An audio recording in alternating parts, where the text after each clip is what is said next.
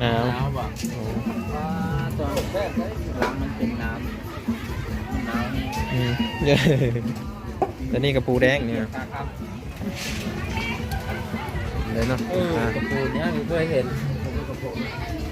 มันจะคล้ายแบบกระปูหินบ้านเราเนาะ มันไม่สีเหลือง โอ้กระปูพาราปูธรรมชาติเลยนั่นหาเนี่ยนั่นบ้านเรานี่ไม่มีซ้ำนั่นแบบนี้ แม่เย็น โอ้หอยเดือโอ้เป็นขายไปเลยหอยเดือนี่เครื่องโล60พี่น้อง เป็นเช้าโลหนึ่ง โลเซนซ่าเอา มันว่าที่กันเดือนหนึ่งบ่ได้บ่เนี่ย โอ้ เลือกเอาตามสบายเลยเนาะตัวหน่อยตัวใหญ่ โอ้เลอะได้เลยนะหอยเดือก็มีพี่น้อง เป็นไอ โอ้อาหารธรรมชาตินี่อยู่บ้านอันอยู่ตลาดเซโนเด้อพี่น้องร้านของอยู่ของกินนี่เฮามาโลดนี่คือแม่ป้าเพิ่นนี่เพิ่นขายอันเฮ็ดบดเนาะผักขี้ส้มดังคม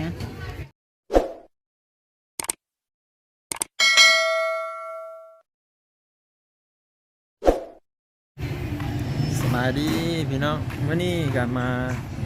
าเซโนเนาะมาเซโนก็เลยสิพาเฮาไปเบิ่งตลาดเซโนนี่นะเอาบ้างก็ไม่เคยเฮาไปเลาะจักเทื่อได้พี่น้องก็เลยว่าสิพากันเฮาไปทางข้างไหนเนาะกระเทินมาได้มาแล้วก็สิพาเฮาไปเบิ่งที่ว่ามีของค้าของขายหยังแน่สำเร็จภารกิจแล้วก็สิพาย่างไปเบิ่งเงิน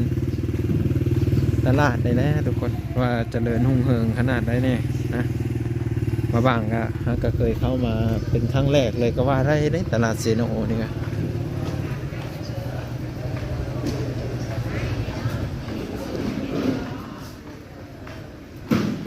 ไป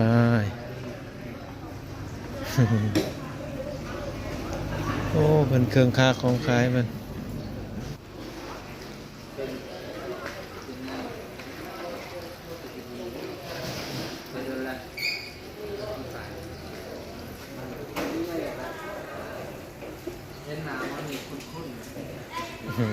คนนี่เส้น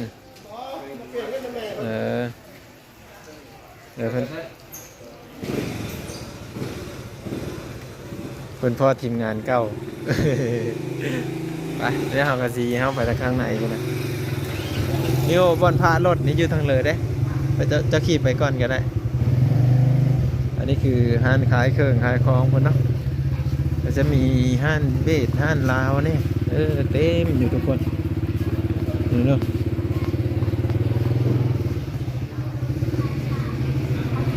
โอ้เป็นกระต้าเป็นอันเป็นว่าแล้วก็เครื่องไซส์ครอบโคทั้งทุกคน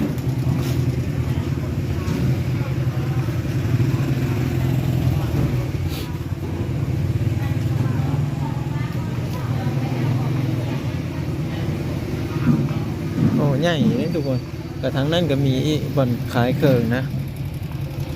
ทางนั้นก็มีตู้เย็นตู้แช่โอ้นานพี่น้อง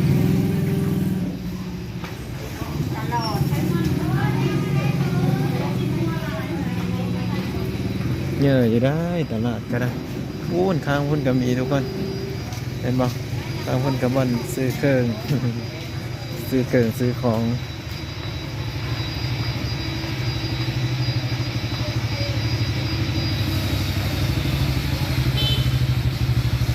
เห็นบ่บ่อนผ่ารถ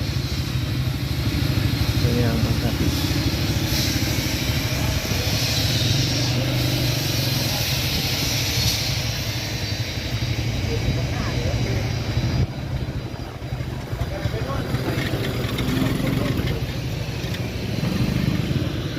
คือไม่เห็นเนาะ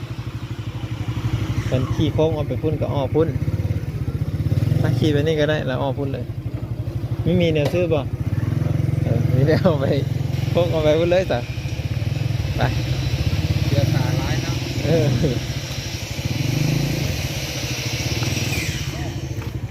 ฮะแม่นนะ ไม่ต้องทำนี่ บอกมีแม่นเนาะ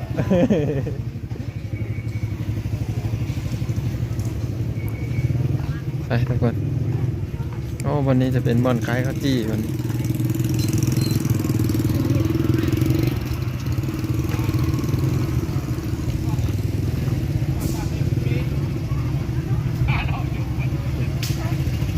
นนี้น่าจะเป็นบ่อนนั้น3ล้อเนี่ยเนาะ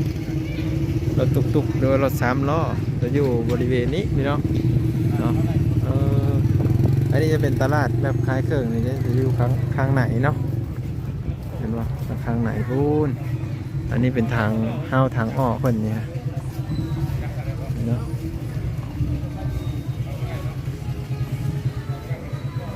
ไปเดินย่างเบิ่งทุกคน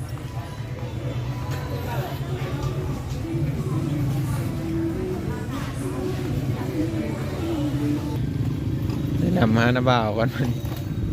ว่าสิเฮอเพิ่นไปพารถแล้วก็ว่าสิพา FC เฮาไปย่างเบิ่งบ่อนขายเครื่องขายของน่ะพี่น้องที่ทางไหนเนาะ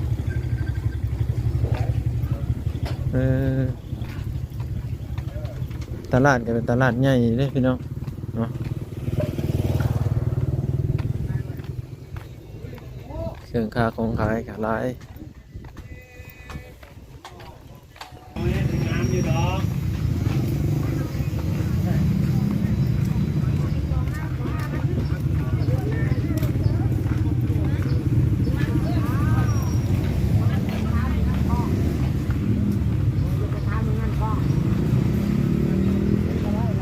จัมโบ้นะ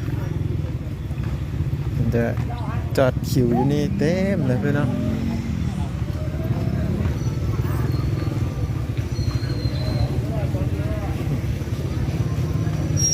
จอดอยู่พันนี้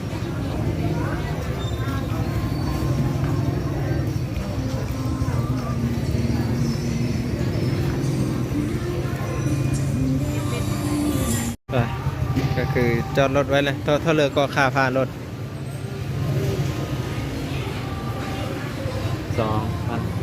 2,000ป่ะมาเพื่อนก็ยังจ่ายเนาะมาแล้วก็ต้องจ่ายเดี๋ยวเอาไว้ดีๆเด้อบัตรเด็ดบัตรเฮ่มันเฮ่ไม่ได้รถมือแล้วสีเลาะโซนก่อนเด้พี่น้องโซนเลยก่อนเด้ใหญ่เลยได้นี่ฮะไปย่างไปพุ่นย่างเลาะไปพุ่นเลยพากันมาฮอดแล้วก็สีทาย่างเลาะไปเบิ่งตลาดเลยนะไม่เคยพาพ่อแม่พี่น้องเข้ามาเบิ่งจักเถื่อเนาะอันนี้เป็นม่อนตลาดน้อยโอ้เขาเข้ามาหับเครื่องอยู่เซโนนี่ก็มีนี่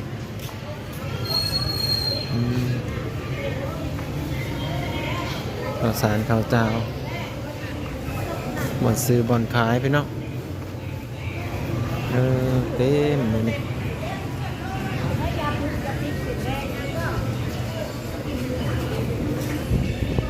เต็มเลยเด้อ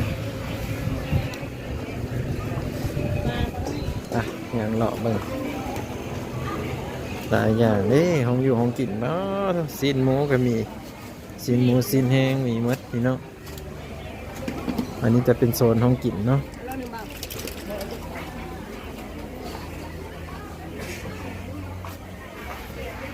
ใครมีเคยแวะเข้ามานี่แวะมาได้เด้อพี่น้อง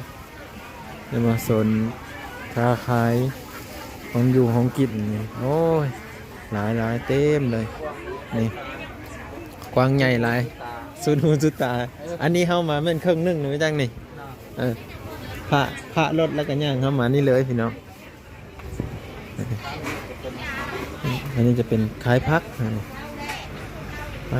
ที่เขาปลาดุกเป็นๆเลยได้เนี่ยลอยน้องล่วงนี่พี่น้องเนาะ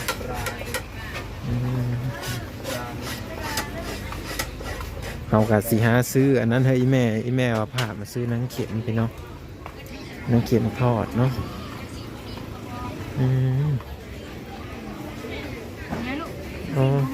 นังเข็มที่เขาเอาไปทอดมันมีปะได้ลูกแดงเลย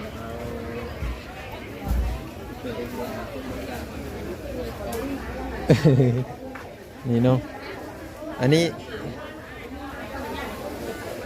ตัวของเจ้าปะของเจ้าเลยตัวนี้ปะมาว่าตัวเงินจะเพิ่นขายแบบเลยแบบ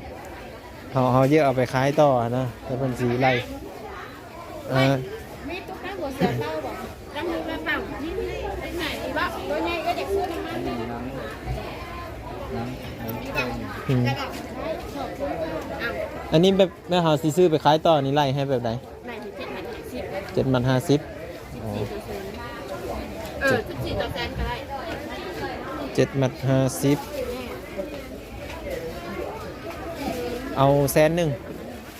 เอาแต่นางงัวแบบ แม่น หรือว่าเอาปนกัน เอาแต่หนังอันนี้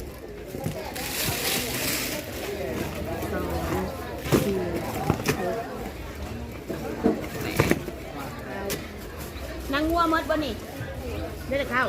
11 12 13 14เอาตัวนี้ใส่เนาะนางกล้วยน้ำหมัก ตัวนี้นี่ถ้าเอาไปขายนี่ไปขายมัดแบบเลย มันละ10ไป มันละ10 โดยเอาปนกันเนาะ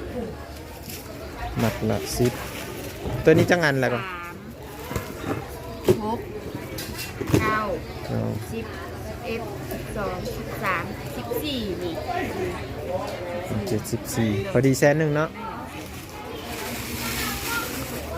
เดี๋ยวซื้อเฮ็ดมันดีกันพอพี่น้องเอ้ยได้ละ7 มัด 50เลย ประเดี๋ยวแค่ แม่ ปลาแดกแซ่บปลาแดกนัว จะบ่มินเนาะ ไปเป็นเครื่องคล้ายกันลายเป็นซีนเป็นไข่กันลายไปพี่น้อง สีแดง โอ้ทางนี้จะเป็นบอนคล้ายในพักคล้ายอันนี้นี่เนาะ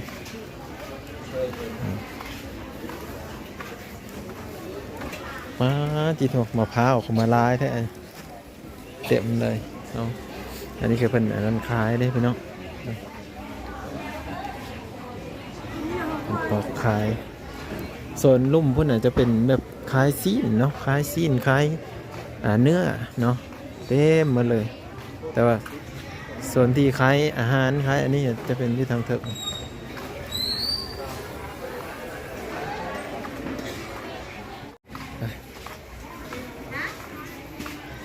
เต็มเลยเนาะอันนี้จะเป็นส่วนเข้าไปข้างในนี่เป็นบ่อน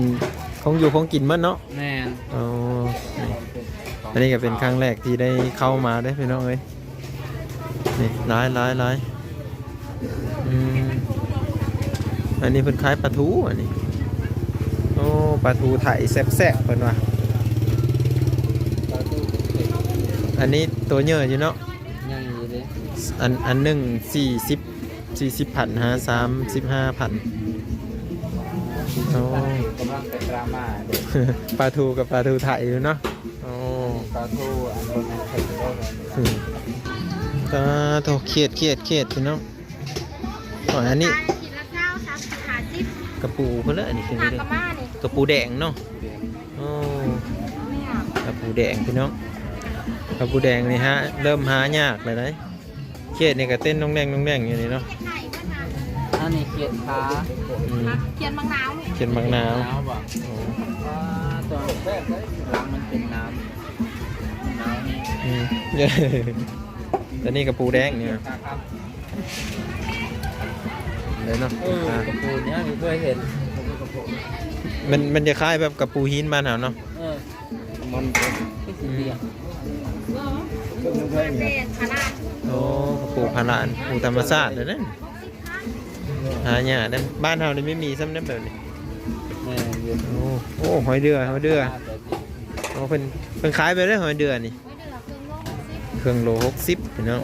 ซาวโลหนึ่ง โลเซนซ่าเอา มันเอาที่กันเปลี่ยนหนึ่งบ่ได้บ่เนี่ย โอ้โห เลือกเอาตามสบายเลยเนาะ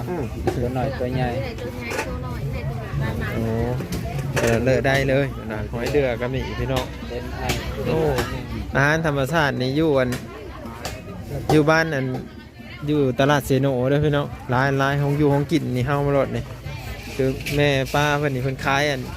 เฮ็ดบดเนาะผักขี้ส้มดังคมผักกระเดาก็มีเด้นี่ผักกระเดาธรรมชาติเนาะโอ้ผักกันจ้องมาขายทุกมื้อป่ะโอ้มาขายทุกมื้อเจ้าคนเซโนนี่แหละโอ้บ้านพี่โอ้เลยเอามันยังไงเลยไปโอ้หัวเดือดเหมือนกันได้นี่ ของอยู่ต้องกินต้องฟังนี่ จะมาไต่ไปเนาะ ตายแล้วมันตายหมู่ก็มันตายแล้วมันนอนกองร้อนอยู่ ตุ้ยใช่ไหม แม่นเด้เพนเลยอันเดี๋ยวได้ห้องกินธรรมชาตินี่นะนี่เป็นวายเป็นนี่มีเพิ่นขายนี่กบเขตเพนเลยก็มีมันเนี่ยโอ้กระปูกบเขตมารถพี่เนาะมาซื้อเนาะห้องอยู่ห้องกินเด้อแต่บ้านทางนี้ห้อยเลื่อยนี่ ห้อยเรือ ห้อยเดือยกับห้อยเลิกคือกันนะมันเนาะนี่ ใหญ่น้ำส้มหูเนี่ยไอ้ เอามา ผม คุย มัก กัด ส กัน ม เต็ อ ม เล เลย ย เป็น ชื่อสมตัวพี่คุยกัดกันเลยหน่อยพูด ต้องแสดงไหม ยังไม่ใจได้ สิบ ใหญ่ โอ้ยอย่าหัวโทษคอยกัดภาพละ5ละ6คุณ เดี๋ยว เจ้า แม่ เชื่อ ไพ บ่ รอดวัยรุ่นชื่อนะเขามักเพชร คอยกัดดีนะ ผักกะหล่ำส่วนอันนั้นก็อยู่ทางลุ่มพอได้พี่เนาะเกินค่าของขายหลายครั้งแรกที่ได้เข้ามาก็ถือว่าแบบไปที่อยากได้หงอยู่หงกินเนาะมาซื้ออ่ะพี่เนาะซื้ออร่อยนี่เห็นป่ะ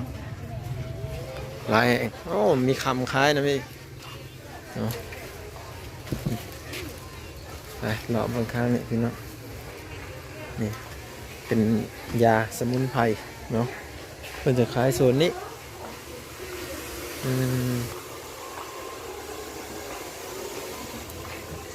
อันนี้เพิ่นจะขายอาหารธรรมชาติบ้านเฮา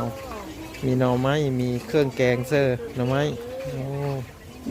นี่หน่อไม้สดๆเลยพี่น้องร้านขายโทรศัพท์เนาะ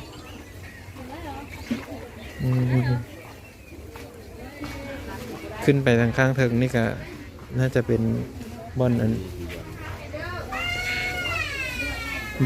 บอนฝากรถเนาะขึ้นไปข้างเถิงนั้นวันนี้ส่วนนี้จะอยู่ประมาณนี้นะทุกคน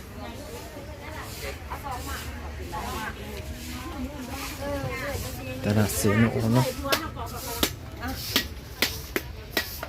กินคนเดียวอะไรให้พวกกินน้ำแม่แม่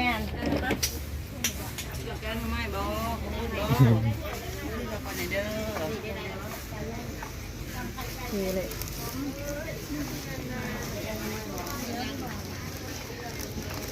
โอ้นี่ปลาแดกทุกคนปลาแดกกระปูปลาแดกอันนะ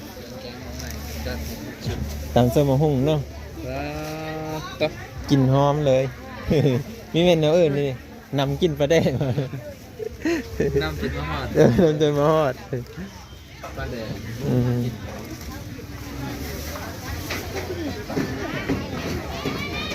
นี่ขึ้นไปนั่นก็จะเป็นบ่อนนั้นบ่อนฝากรถ นี่ค่ะขายเครื่องเนาะ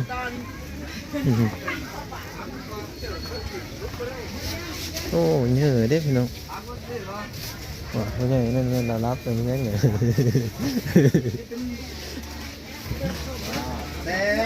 โอ้อันทะเลแค่เลย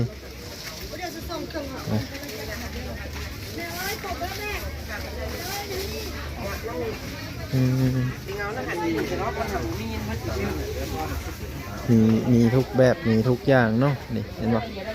หมาไม้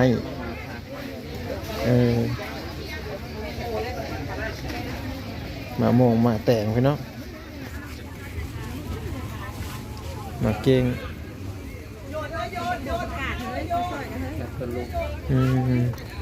โอ้เพิ่นคือว่าเรียนงามแท้อันนี้ ต้มพักเด้อ สมพัก สมข้าวเปล่า เป็นหายสมพักเลยพี่เนาะ แซ่บเห็นไหมต้มพักเด้อ เอาหัวอุ่นนุ่นใส่เพิ่นแน่นี่ฮะ ผู้เพิ่นขายเป็นกระทังเพิ่นได้เพิ่นเอามาขายสมผักกาดน้อย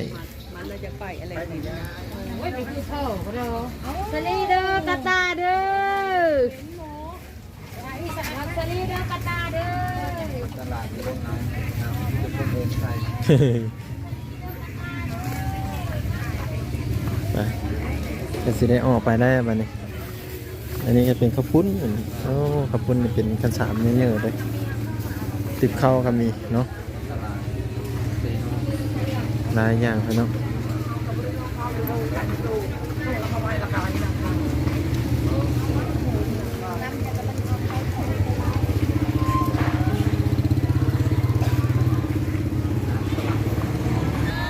ว่าเอาไปเอารถกันนะทุกคนเอากระสีย่างเอาไปท่าทางข้างนอกเนาะไปเอาไปท่าข้างนอกพุ่นแหละเอาเธอหน้าจึงสิพามาใหม่เด้อพี่น้องเด้อก็เลาะตลาดกันสิประมาณนี้แหละเครื่องขายนี่ร้ายแห่งเนาะแม่ค้าสาวขายมาขายเครื่องขายของเต็มก็เลยจะขี่รถจัมโบ้นี่ก็มาได้พี่น้องราคาตามระยะทางนี่เพิ่นเอาเข้ามานี่เอาขอบคุณที่รับชมและติดตามเบิ่งวิดีโอหน้าอยู่พอกันใหม่พี่น้องตลาดเสนา